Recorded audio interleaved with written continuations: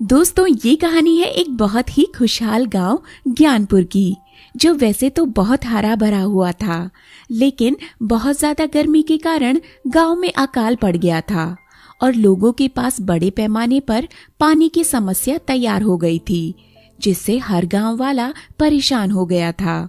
उसी गांव में एक बहुत ही मेहनती मजदूर घनश्याम रहता था। इस गांव में इतनी ज्यादा गर्मी इससे पहले कभी नहीं आई। अगर ऐसा चलता है तो हमारा कुआं सूख जाएगा। जी, हमें पानी की बचत करनी होगी, वरना हमारे पास ना खेती के लिए पानी बचेगा और ना ही पीने के लिए। वैसे इतनी भी चिंता करने की कोई जरूरत नहीं। अगर हमारा पानी खत्म भी हो गया तो हम गोपाल दास जी के कुएं से पानी लाएंगे। उनके पास 10 कुएं हैं।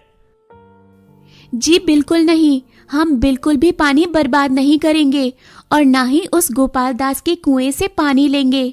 वो कलमुहा गोपाल दास गर्मी में पानी देने के बहाने लोगों के घर खेती तक जब्त कर लेता है। समझ रहे हो ना तुम इस बात को?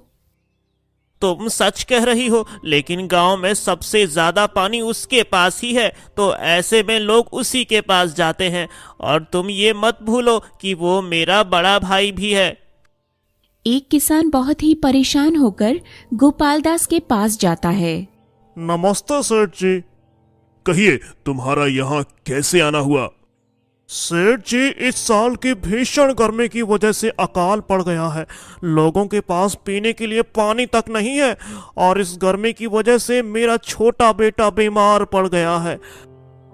तो तुम यहाँ पानी की मांग करने के लिए आए हो?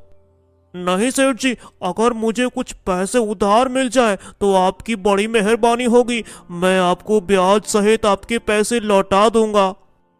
तुम ऐसे वक्त पर पैसे मांग रहे हो जब चारों तरफ अकाल पड़ा हुआ है। इस भीषण गर्मी की वजह से पानी की बड़ी समस्या तैयार हो गई है। तो ऐसी परिस्थिति में तुम्हें पैसे दे भी दूंगा, लेकिन तुम्हें मुझे 20% ब्याज देना होगा। क्या 20% ब्याज? ये मुझ जैसे गरीब के लिए बहुत ज्यादा हो जाएगा सेठ जी। देखो, तुम मुझे जल्दी से बता दो कि क्या तुम तैयार हो, क्योंकि तुमसे बहस करने के अलावा मेरे पास और भी बहुत सारे काम हैं। वो गरीब किसान थोड़ा सोचता है और मान जाता है, क्योंकि उसके पास दूसरा कोई रास्ता भी नहीं होता। गोपाल दास उसे पैसे देता है और वो किसान वहां से चला जाता है। गरीब किसान घनश्याम के घर के सामने से जा रहा होता है। तभी घनश्याम उसे आवाज देता है। अरे अरे, क्या बात है? तुम इतने परेशान क्यों लग रहे हो? सब कुछ ठीक तो है? अब क्या ही बताऊं तुम्हें, कुछ भी ठीक नहीं है। कुआं सूख गया है, ऊपर से बेटा भी इस गर्मी की वजह से बीमार हो गया है। उसी के इलाज के लिए तुम्हारे भाई से पैसे उधार लेने गया था। क्या? तो उन्होंने पैसे दे दिए? उन्होंने पैसे तो दे दिए, लेकिन वो भी 20% ब्याज पर। क्या कहा? 20% ब्याज पर? तुम्हें इतने ज्यादा ब्याज पे पैसे नहीं लेने चाहिए थे। तुम अच्छी तरह जानते हो, अगर तुम ये पैसे नहीं लौटा पाए तो क्या होगा। अगर मेरे पास पैसे होते तो मैं तुम्हारी मदद जरूर करता। मैं जानता हूँ, लेकिन मेरे पास कोई रास्ता नहीं था। अच्छा, काफी वक्त हो गया है, मैं चलता हूँ। जल्दी से जल्द मेरे बेटे का इलाज करना होगा। ये बोलकर वो किसान वहां से चला जाता है। घनश्याम को इस बात पर बहुत गुस्सा आता है और वो गोपाल दास के पास जाता है। अरे छोटे भाई, कितने दिनों बाद मिलने आए हो, कहो कैसे आना हुआ? आपने अभी जिस किसान को पैसे दिए थे वो किसान मुझे रास्ते में मिला था। 20% ब्याज पर पैसे दिए हैं। देखो, ब्याज पर पैसे देना मेरा काम है और ऐसी परिस्थिति में पैसे देना कोई छोटी बात नहीं है। लेकिन ऐसी परिस्थिति में गरीब किसान आपको 20% कहां से देगा? आपको ये बात भी ध्यान में रखनी चाहिए। मुझे क्या करना चाहिए ये मुझे तुमसे सीखने की जरूरत नहीं है, समझे? बड़े भाई, एक बात हमेशा याद रखना कि हमें हमारे किए की सजा कभी न कभी जरूर मिलती है। ये बात बोलकर घनश्याम गुस्से से वहां से चला जाता है। कुछ दिनों बाद ज्ञानपुर की परिस्थितियां और भी ज्यादा खराब हो जाती हैं और लोगों के पास पीने के लिए ठीक से पानी तक नहीं होता। हमारा कुआं भी जल्दी ही सूख जाएगा और अभी बारिश होने में भी कहीं महीने बाकी है। ऐसे में समझ नहीं आ रहा है कि क्या किया जाए। जी, मुझे तो इस बात की चिंता हो रही है, कहीं हमें भी उस कलमुहे गोपाल दास के पास जाकर पानी मांगने की नौबत ना आ जाए। हाँ। पानी की बढ़ती समस्या को देखकर घनश्याम और सुशीला काफी ज्यादा चिंता में पड़ जाते हैं। तभी एक मजदूर उनके पास आता है। घनश्याम, आज हमें जरूरी काम पूरा करना है, तो आज के दिन क्या तुम हमारे साथ आ सकते हो? सुनिए जी, ऐसे वक्त में काम मिलना मुश्किल है, तो आपको जरूर जाना चाहिए। तुम ठीक कहती हो सुशीला, इस समय काम मिलना मुश्किल है, तो मैं काम पर जरूर जाऊंगा। और ये बोलकर घनश्याम उस मजदूर के साथ काम पर चला जाता है। कुछ दिनों बाद एक सन्यासी भिक्षा मांगने के लिए गोपाल दास के घर पर आता है। क्या कोई घर पर है? मुझे थोड़ी दे दो। अरे सन्यासी, तुमको ये बात पता होनी चाहिए कि बाहर गर्मी की वजह से अकाल पड़ा हुआ है और ऐसे में तुम भिक्षा मांग रहे हो। गरीब को भिक्षा दे दो, ईश्वर तुम्हें किसी भी चीज की कमी नहीं होने देंगे। मैं तुम्हें भिक्षा दे भी दूं तो बदले में तुम मुझे क्या दोगे? एक सन्यासी सिर्फ तुम्हें आशीर्वाद दे सकता है। तुम्हारा आशीर्वाद मेरे किसी काम का नहीं है, तुम यहां से जा सकते हो। याद रखना बेटा, तुमने एक सन्यासी को ना कहा है। गोपाल दास के मना करने के बाद वो सन्यासी वहां से चला जाता है। कुछ दिनों बाद घनश्याम के कुएं का सारा पानी खत्म हो जाता है और उसका कुआं सूख जाता है। अब घनश्याम गोपाल दास से मदद लेने का फैसला करता है और उसके घर की तरफ जाता है। अरे छोटे भाई, कहो कैसे आना हुआ? पिछली बार तो बहुत गुस्से में चले गए थे। पिछली बार जो हुआ था उसका मुझे अफसोस है, लेकिन इस बार मैं खुद मुसीबत में फंस गया हूँ। मेरा कुआं पूरी तरह से सूख चुका है, आपसे थोड़ी पानी की मांग करने आया हूँ। छोटे भाई, तुम भी जानते हो कि गांव के हालात कैसे हैं। ऐसे में तुम्हें पानी देना आसान काम नहीं है, लेकिन अगर तुम कुछ पैसे मुझे देते हो तो मैं तुम्हें पानी दे सकता हूँ, और साथ में तुम्हें मुझे कुछ महीनों बाद पानी वापस लौटाना होगा, नहीं तो तुम्हें उसका ब्याज देना होगा। और अगर तुम ब्याज भी नहीं दे पाए तो तुम्हारा कुआं तब तक मेरा हो जाएगा। घनश्याम थोड़ी सोच में पड़ जाता है। ठीक है भैया, मुझे मंजूर है। घनश्याम गोपाल दास को कुछ पैसे देता है और गोपाल दास से कुछ पानी लेता है।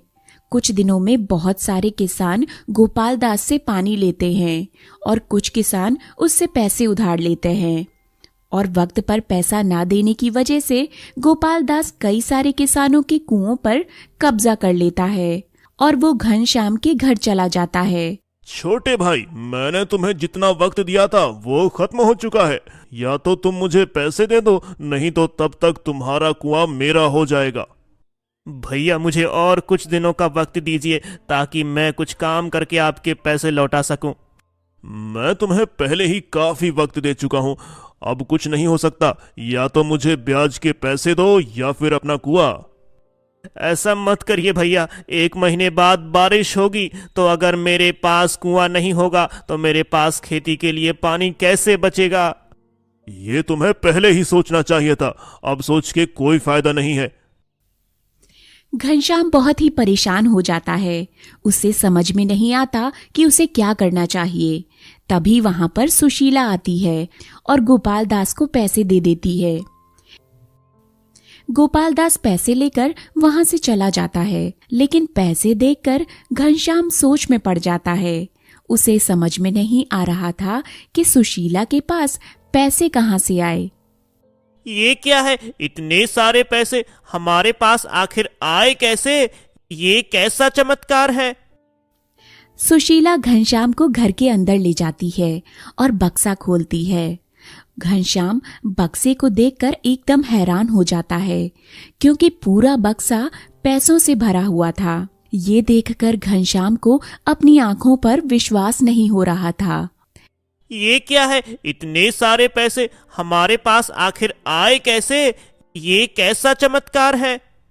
जिस दिन आप अपने बड़े भाई उस गोपाल दास से मदद मांगने गए थे, तभी हमारे घर भिक्षा मांगने के लिए एक सन्यासी आए थे। गरीब को भिक्षा दो, गरीब को भिक्षा दो बच्ची, ईश्वर तुम्हें सदा सुखी रखेगा। सन्यासी जी, मुझे माफ कर दीजिए, लेकिन मेरे पास आपको देने के लिए ज्यादा कुछ नहीं है। एक सन्यासी कभी भी ज्यादा और कम की अपेक्षा नहीं करता बच्ची।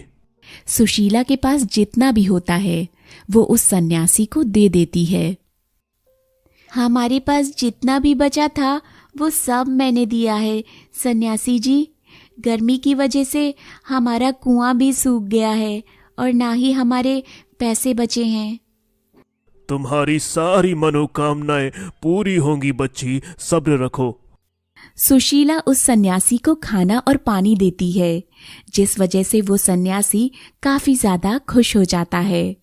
तभी वो साधारण सा दिखने वाला सन्यासी एक ऋषि के रूप में आता है, जिसे देखकर सुशीला काफी हैरान हो जाती है। अरे अरे, ये क्या? मुझे तो अपनी आंखों पर विश्वास ही नहीं हो रहा। तुम्हारी इस उदार मन की सेवा से मैं काफी प्रभावित हो गया हूँ। मैं सारे गांव में घूमा, लेकिन किसी ने भी इतनी उदारता नहीं दिखाई। मांगो, तुम्हारी कोई भी 3 इच्छाएं मैं पूरी कर दूंगा बेटी। तुम जो भी बता रही हो मुझे तो अब भी विश्वास नहीं हो रहा है। तो तुमने ऋषि से कौन सी 3 इच्छाएं पूरी करवाई हैं? मैंने पहली इच्छा मांगी थी कि हमारे पास बहुत सारे पैसे आ जाएं, और दूसरी इच्छा थी कि गोपाल दास अपने सारे कर्जों को भूल जाए और किसी भी किसान को वापस परेशान न करे। लेकिन तुम्हारी दूसरी इच्छा पूरी क्यों नहीं हुई? हाँ जी, यही बात तो मुझे भी समझ में नहीं आ रही। तभी वहाँ पर वो किसान आता है जिसने अपने बेटे के इलाज के लिए गोपाल से पैसे लिए थे। घनश्याम, तुम्हारे भाई गोपाल दास ने पैसे ना लौटाने की वजह से मेरी खेती पर कब्जा करने वाला है। मुझे लगा कि तुम ही मेरी मदद कर सकते हो, इसलिए मैं यहाँ पर आया हूँ। तुम बिल्कुल चिंता मत करो, मैं तुम्हारी मदद जरूर करूँगा। और घनश्याम उस किसान को पैसे दे देता है और उसके साथ गोपाल दास के पास जाता है। अरे छोटे भाई, तुम यहाँ? सेठ जी, ये लीजिए आपके पैसे, और आपसे विनती है कि मेरी जमीन पर कब्जा मत कीजिए। तुम मुझे पैसे क्यों दे रहे हो, और तुम किस खेती की बात कर रहे हो, और मैं भला तुम्हारी खेती पर कब्जा क्यों करूंगा? क्यों छोटे भाई, मैं ठीक कह रहा हूं ना? हाँ बिल्कुल भैया। घनश्याम को अब ये समझ में आ जाता है कि ऋषि ने सुशीला की दूसरी इच्छा भी पूरी कर दी है। घनश्याम और किसान वहां से अपने अपने घर की ओर चले जाते हैं। तुम्हारी दूसरी इच्छा भी पूरी हो गई है सुशीला। क्या तुम सच कह रहे हो? हाँ, मुझे यकीन था वो ऋषि मेरी इच्छा जरूर पूरी करेंगे। लेकिन तुम्हारी तीसरी इच्छा क्या थी सुशीला? और मेरी तीसरी इच्छा यही थी कि इस गांव में कभी भी बारिश की कमी न हो। और तभी ज्ञानपुर में बहुत ही तेज बारिश आती है।